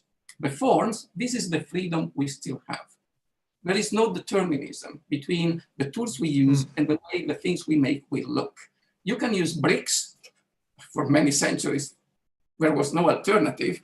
But if you go to a Flemish town, bricks show. And if you look at a Palladio building, which is also made of bricks, you will never see a brick because it's all plastered up, it all looks white. But the bricks, if you scrap the plaster, are more or less the same, but the Flemish builders wanted to show off. Likewise, they always want to show a direct relation, Mario. It's the same, it hasn't changed. Using the same tools as you do, you may end up using different languages because these languages, the language of form, is a bearer of meaning, and it carries a symbolic system of connotations. This is what we do, and I would even dare to say, with many mitigations and with many precautions, but it is in fact the only specialty, the only specialization, the only professional competence which is unique to our discipline. Many other people can script and use robots, even though my guess is we understand the technical logic of robotics way better than the engineers who build those robots, because this is what we do, because we are good at using them. But at the end of the day, our real specialty, the core of our profession, is that we can choose forms which vehiculate carry, transmit, and convey symbolical meanings. This is the core specialty of our profession. With some mitigations, of course. And with but also just to add to that, I mean, I agree to that. I agree with the fact like our core specialty is being able to take a position.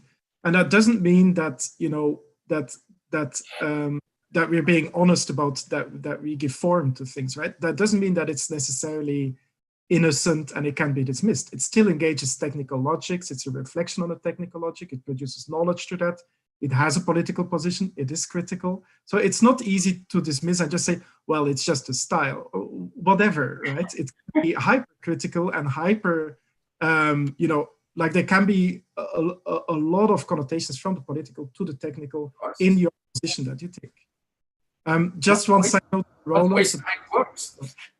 Yeah. One side note to Roland about modernism. Like I would disagree that it goes back to modernism. I would say that my work is not dialectically related to modernism, but it's also not dialectically related to the digital, to the early digital work. Like I adopt the ideas of mass customization, of complexity, of the ability to adapt. Those are the rejection of the universal. Those are all ideas that come from, you know, the Greg Lin's and animate forms, right? But it does connect back. It's also not dialectically opposed to modernism in the sense that it goes back to ideas of considering the part against seriality and, for example, the idea of housing as a project and the possibility that as an architect you can have, you can contribute to a social discourse. So I would say I'm not opposed to either or. Like, yeah. Yeah, I think.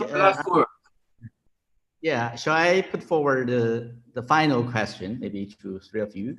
I think why we invited the three important figures here is because I think very especially in the of digital in architecture, like Gilles and Roland, I think especially Roland really focus on this kind of agent-based swarm intelligence, fabrication, actually, which is the whole holistic process to prove a new kind of tools can give us a bright future. So that is very unique, have the very uniqueness of digital physically in materiality can give us a very special understanding of what is the future. So, but I think still after this post-pandemic area, a lot of new questions putting forward, because we recognize the formation process is sometimes it's not in a physical scenarios.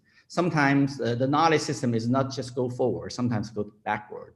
So what is most important actually is including the digital in virtual situations, some more reorganization of the intelligence in big data, for example, that is not in the physical form, in the physical world. That's actually the reorganization in the social system.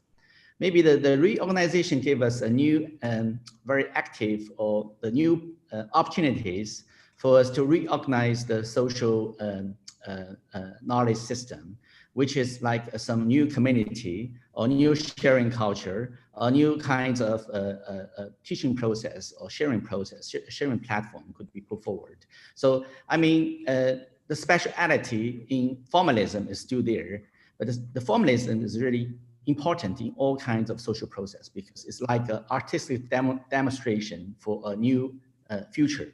I think that's the very ideology level for everything. But at the same time, when it goes to the social process, we need to understanding the new knowledge system is based on the tradition. The tradition is not kind of revolution. Totally say no to the past. Maybe it's kind of we need to understanding to integrate what is the past and the present and future. It should be like a holistic process for that.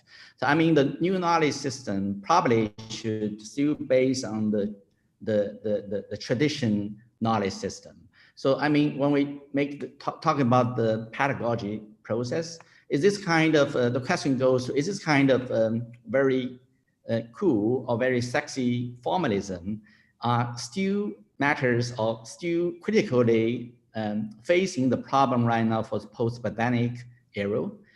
Is the reorganization of the intelligence, maybe this kind of distributed intelligence, which can address in the physical process or goes to a more virtual process. of creative in teaching or in sharing culture. So maybe if you like, you can make some conclusion by very easily by three of you on that. Probably. That's for Mario, I think. No, Mario? No, I think I like Philip's conclusion. I have nothing to add. That's fine for me.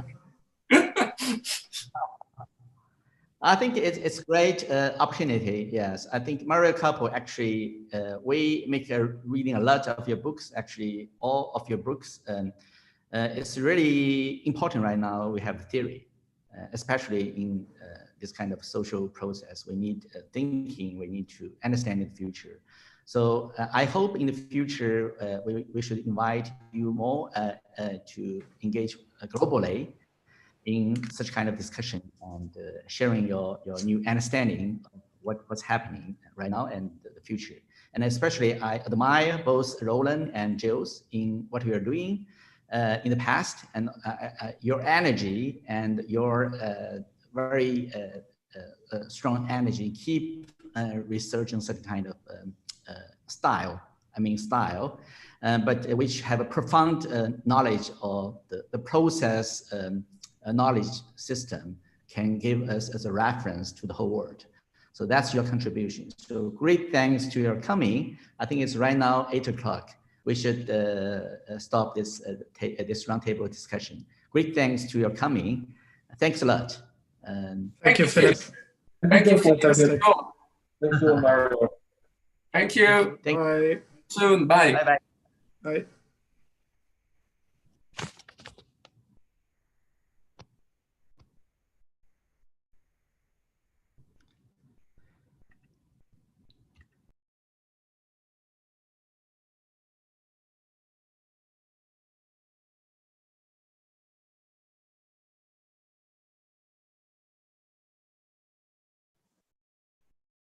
惠山，我这边切掉了。